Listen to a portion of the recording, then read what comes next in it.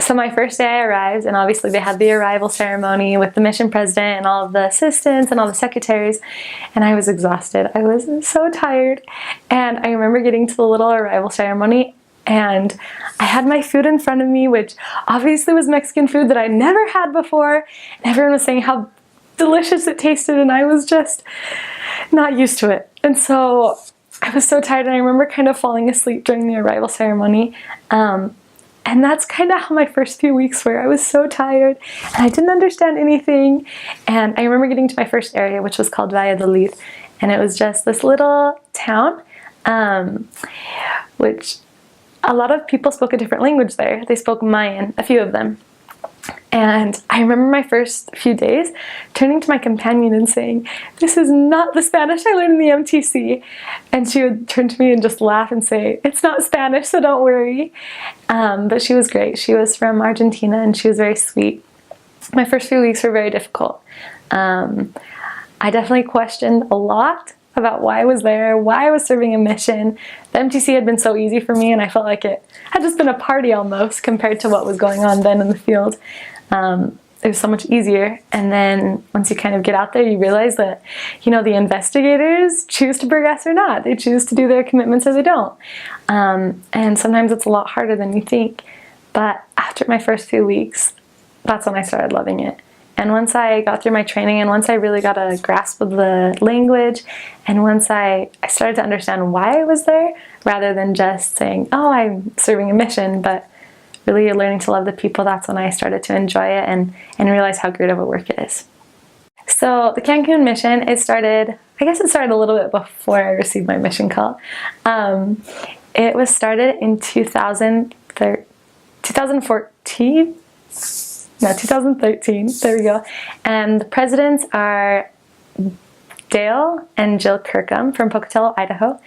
And it split off from the Merida mission, which is about 3 hours from Cancun, Merida, and it's where the closest temple is. The Cancun area, I guess, it up until about 30 years ago didn't really exist. And then when tourism started to become a huge part of the world, well, that's when it kind of started booming because so many people wanted to visit there. There were no stakes there when it started, obviously, but during my mission, just in our mission, there was the dedication of the 5th stake. And so over a few decades, I guess it's grown a ton. The boundaries are the entire state of Quintana Roo and then part of Yucatan. The people there are so interesting because they're from all parts of the world. If you go to Cancun or to Playa, they're from all different parts. I mean, you could get people from India, you could get people from Europe, United States, Canada, all over. And not just tourists, they live there. There's a lot of different languages. So in Yucatan, which is one of the states that is in our mission, there's a lot of people that speak Mayan. They don't speak Spanish. And so it's very neat. You get a different culture there. Plus there's a lot of ruins that are in our mission. Chichen Itza, Oxtanca, Tulum. A lot of different places to visit and see how much history there is there, especially with connection to the church and to the Book of Mormon. So it's very neat. So the houses are all made out of cement, and they're usually about 1 story high, and they're all right next to each other. So there's a start of one house, and there's another house, and another house, and another house, and a lot of people live in apartment buildings. They're very small houses. You usually have a room about this size, and then a little kitchen with a table, and that's usually the room you have. There's a lot of people that live outside that hang up their hammocks and sleep out there, and I don't know the exact word for it in English, but every door, every window has a reja. They're like metal bars that you put over so people can't break in. Besides that, usually the transportation is by bus. You can go in taxi, but it's a lot more expensive. So usually it's by bus. And when I mean bus, I mean a van, a 15-passenger van that they've taken the seats out of, and then they've put little benches in, and you have to stand or you have to sit down in there. And they usually fit about 25 people in there. So you can imagine it's a little crowded and a little hot, and they drive so fast, and you'll just flag them down from the side of the street. And so they'll start going really fast, they'll see someone flag them down and pull over really quick. So, and then they'll just wrench the door open. So you have to be really careful and hold on really tight, but it's kind of fun too. And then if you're traveling from one point to the other, which is further away, then you'll take a nicer bus, a nicer travel bus. But usually it's by taxi or a little van. There's also tricycle taxis, but as missionaries we weren't allowed to ride in them just because they're a little more dangerous. And so you can ride in those. There's motorcycles, everything. So not many people have cars unless you go to the bigger cities, then a lot more will have cars. So my first area was Valladolid. I was there for 2 transfers, and the people are very sweet. They're very welcoming, I guess. You can come in, they'll give you food. It's just kind of slower paced. It's in Yucatan, and so it's just kind of a different culture. It's very homey, very, very humble, I guess you could say.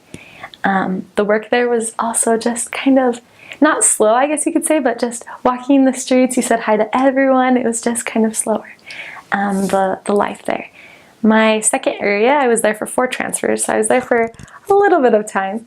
I was in Chetumal, which is the capital of Quintana Roo, and it's a bigger city. It's the capital, and so I think there's about 600,000. I'm not 100% sure how many people live there, but it's definitely a bigger city with a totally different culture. It's still a little slower and calm, but it was a lot easier. The people, though, are very Catholic. There's a lot of Catholics, and there's a lot of people from a ton of different religions. And so I had always expected there to be just Catholics in Mexico, but there are a wide variety of so many different religions, and you learn so much about what people believe. My next area was still in Chetumal. It was in Bosque. It's in this area called Bosque. And even though it was in the same town, it was completely different. It was a lot more up-paced. There was a lot more people just in the streets. People really willing to listen to the message. And there were also a lot of members in that area. I mean, we would always see people on the street and they would tell us that they were members.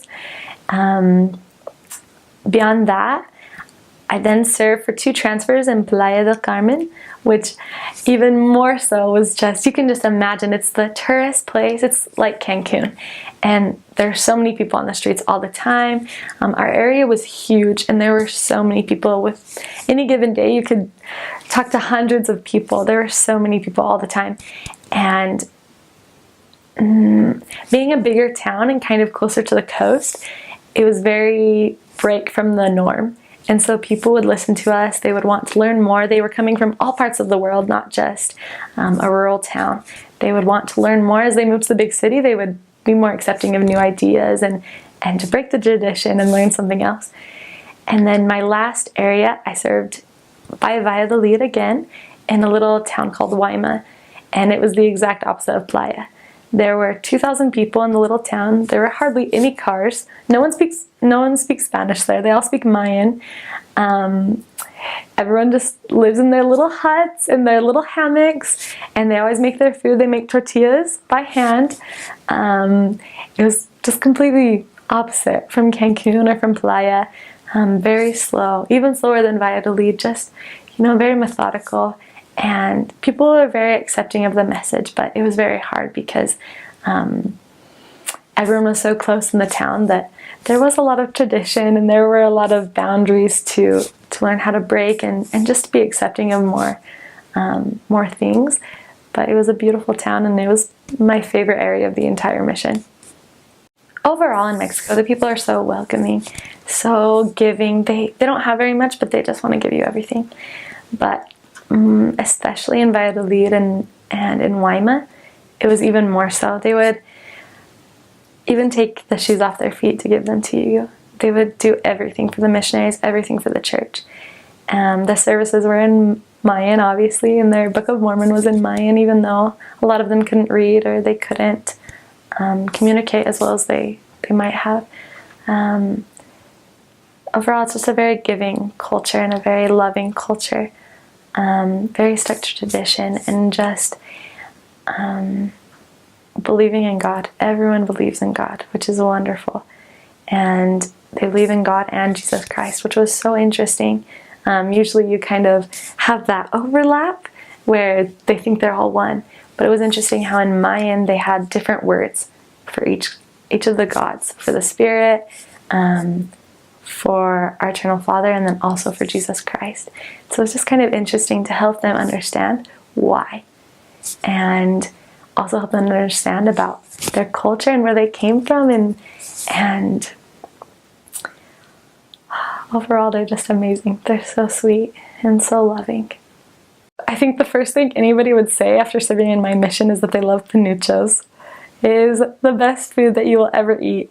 It's a tortilla that is fried, sadly, but you put refried beans inside, and then on top you have lettuce, you have carrots, you have avocado, chicken, lime, tomato. It is the most delicious thing you will ever eat.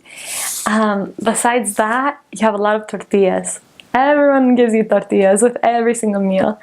Also, there are little breadmen that drive their little bikes, their little tricycles around the streets, and you can buy bread from them for maybe 10-15 cents. It's super cheap, and it's so good. It's so, so good. I definitely miss about Mexico just how welcoming people are. I mean, you always say hi to everyone on the streets. That's something that it was kind of hard to get used to here. You don't really say good afternoon or good morning to people, and if you do, people give you a really weird look. Or it's almost, if you say good evening or good afternoon, you're almost saying goodbye rather than starting a conversation. But there you say hi to everyone. It doesn't matter if you know them or not, if they're your next door neighbors or if they're strangers, you always greet them. And people were always so giving to the missionaries and just to others in general. If there was someone that was poor, they would always impart of their substance, I guess you could say, even if they didn't really have that much. So my second to last area, I was in Playa del Carmen, which was a huge area. It was my favorite area up until that point. And I was there serving with my companion, my first American companion actually, and she only had one transfer left. And I wanted to be with her for her last transfer because I loved her so much. And I figured that in my last two transfers I would train, but I was hoping that my prompting was not correct and that I would get to stay with her for her last transfer and then do something for my last transfer. But when my mission president called me, he said that he had a very special assignment for me, a very important assignment. And I thought, oh, maybe I'll stay as sister training leader, or maybe I'll train, I'm not sure. And he asked me to train. I thought, okay, that's fine. That's okay, I'm okay with that, as long as I stay in Playa. And he said, no, actually, Sister Stoker, you're going back to the same zone where you started your mission. You'll be serving in Waima. And I don't know if it was at that point or a few minutes later that I just started crying. And I said, President, no. And usually whenever he called me for assignments, I would always say yes. I was not one to fight back. But this time I just started crying and I said, no, President, I can't. I don't want to. I want to stay here in Playa. I feel like I love these people and I've never loved an area more. I've never wanted to stay in an area more than in this one. And I loved all the members. They were so supportive and we were seeing so many miracles. And so it took a little convincing on his part, or I guess a little bit of coercion, in telling me, no, Sister Stoker, you need to pray about it and let me know how you feel. But I know that's where you need to be and I know that's where you need to train. So going from a city with millions of people to 2,000, it was a little different. And I remember that day, it was a Saturday that he called me. And it was a Saturday of the women's conference. And if you remember the women's conference from 2015, October, or I guess September, Elder Dieter F. Uchtdorf, he spoke about Aunt Rose and how this little girl was going to go stay with her Aunt Rose and not be with her parents for a summer because her mother was getting surgery, and how she was so resistant. She did not want to go at all to go visit her old Aunt Rose, but at the end of the summer she didn't want to leave. She loved her and she loved the happiness that was exuded through this woman, this gospel living woman. And she ended up just loving her Aunt Rose's house, everything. And I remember the next day, after getting that just that knifed the heart, saying, okay, this is what the Spirit wanted me to know, and this is what God wanted me to know. My mission president called me and he said, I hope you have the same experience that this little girl had. And I can honestly say that that's the experience that I had. Because I was getting into my last days of the mission, my last days of being in YMI. I didn't want to leave. I didn't want to leave the people that gave so much to me and helped me learn more than I had in my entire mission. And it really showed me, I guess, through the Spirit and through the own experiences that I had, that the Lord knows better. He knows what His plan is for you, and that we shouldn't doubt it. We should just go with the flow and go with what the Lord wants us to do. And we'll be blessed for it, and we'll be happier than we can ever imagine. In one of my areas, we had a guy that followed us, that would always follow us, and whenever we were contacting people, he would always come up behind us and scare us. And so we kind of had to make sure that he wasn't following us and just kind of change our route all the time so that he wouldn't find us, because it was kind of scary to think that he would follow us home, and who knows.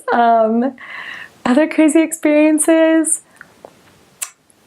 My mission was very safe. I guess I should preface the fact that it was very safe, but there was a time that we left a lesson and they told us that someone had been shot a few streets away, and so we walked really quickly to our home that night.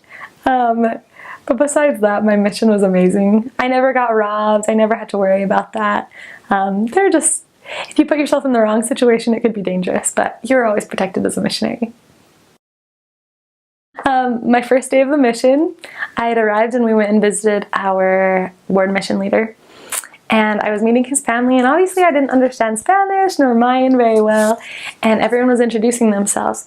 And so afterwards they said, oh, did you understand that? And I said, yes. Okay, so we want to hear, what are our names? And so I started listing them off. I think there were about 4 or 5 of them. And instead of calling the lady by her real name, I called her a swear word in Spanish. And my companion started crying. She was laughing so hard. And then all of them. And so every time they saw me after that, even from the beginning of my mission, when I returned back to that same zone, they still remembered it. And they were just saying, oh, do you remember her name? It's like, yes, now I remember her name. So I did mess up on that. And yeah.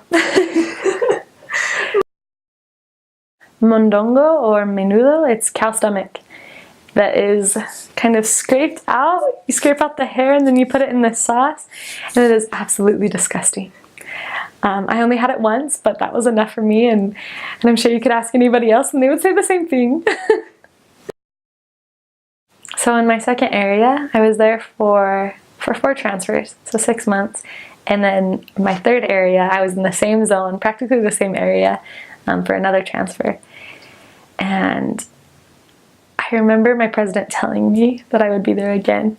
And I did love the people and I did love the area, but I was just kind of worn out. I was tired. And I'd been kind of with the same companion, so it was difficult too. Not because she was difficult, I loved her, but it was just the same every single day. We ate with the same people every single day, and so it was just so much the same. But when he told me that I'd be staying there, I said, okay, that's fine. Like, I know I'm supposed to be here for another reason. And it was difficult because for 4.5 months we didn't have a baptism there. And I can imagine in Mexico that doesn't happen very often, but we were just so frustrated because we were trying to live so obediently and we wanted to see the blessings. But it wasn't until my last 3 weeks that we finally had a few baptisms. We found a family, we found people that were willing to accept the gospel, and they're all baptized now. They're young women's presidents now, they are leaders right now, and they're preparing to go to the temple right now in it.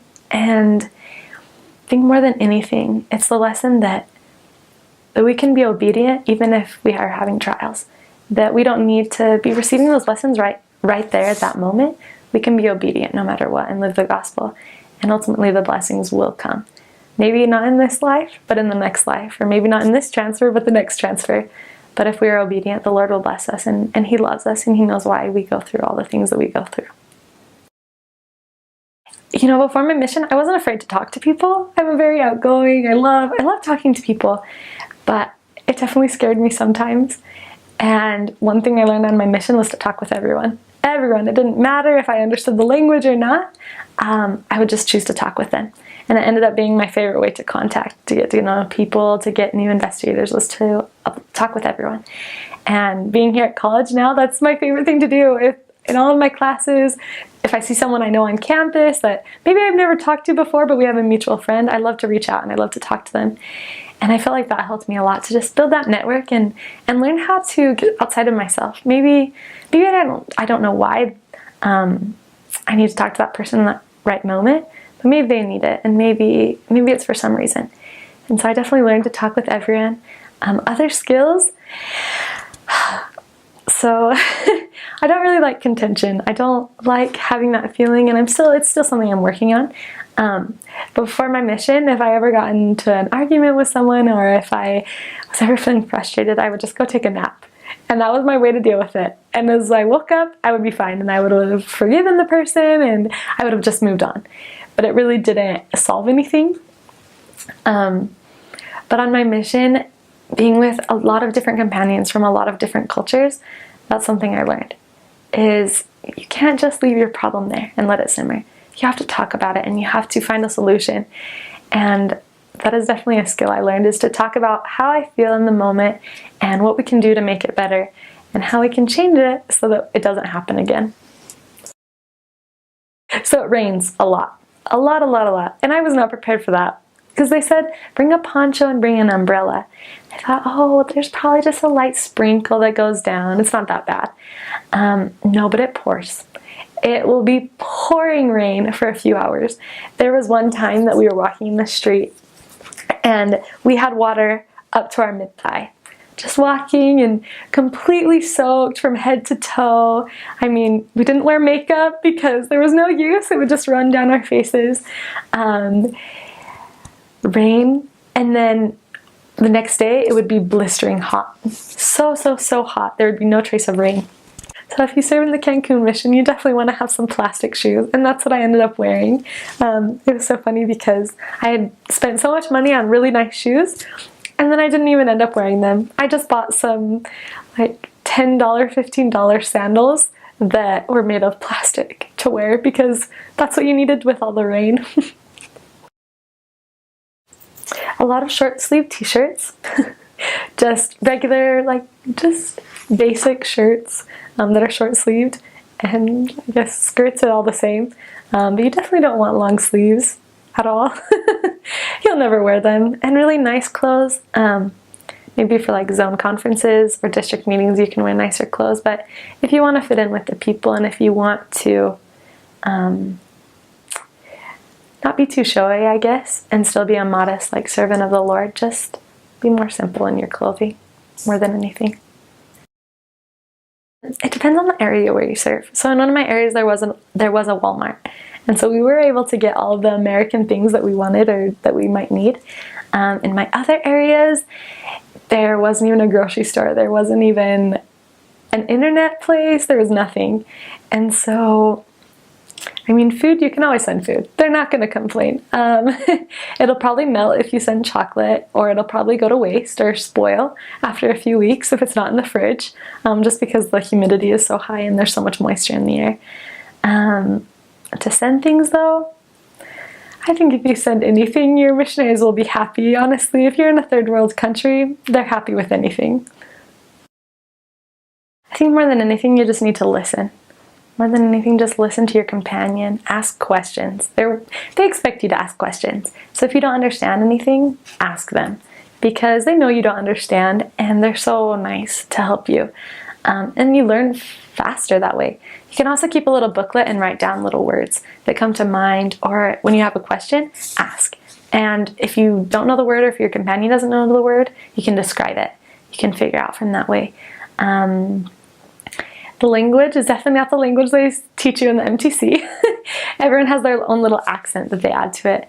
But if you pay attention, then you'll definitely learn a lot. Mayan was a little bit more tricky since it's not a written language, but Spanish is a lot easier. So if you get to learn Spanish, you're fine. Well, first of all, congratulations on your mission call to Cancun, Mexico. It is honestly the best mission that you could ever be called to. You'll meet some of the sweetest people that are on this world. And they're the happiest. They all believe in God. And they're so willing to accept the gospel. There will be times when your patience will be tested and you'll really have to pray to the Lord for help and for support in your trials. But if you're obedient exactly to the commandments, to the mission rules, you'll find success and your family will be blessed. It's going to be very, very warm and it's going to be very humid, so make sure you pack accordingly. But enjoy every single moment. Your companions, you'll probably have a lot of native companions, and they're the sweetest. You have to understand that culture is different, so learn from them. But you'll be so happy and they will truly bless your life. Overall, the people are just so welcoming, and enjoy every single moment of your mission. Don't let it go to waste and don't wish it away. Don't count down your days. Make your days count. And that will truly be the happiest moment of your life as you lose yourself in God's work and you obey His commandments and you learn to realize who your Savior Jesus Christ is.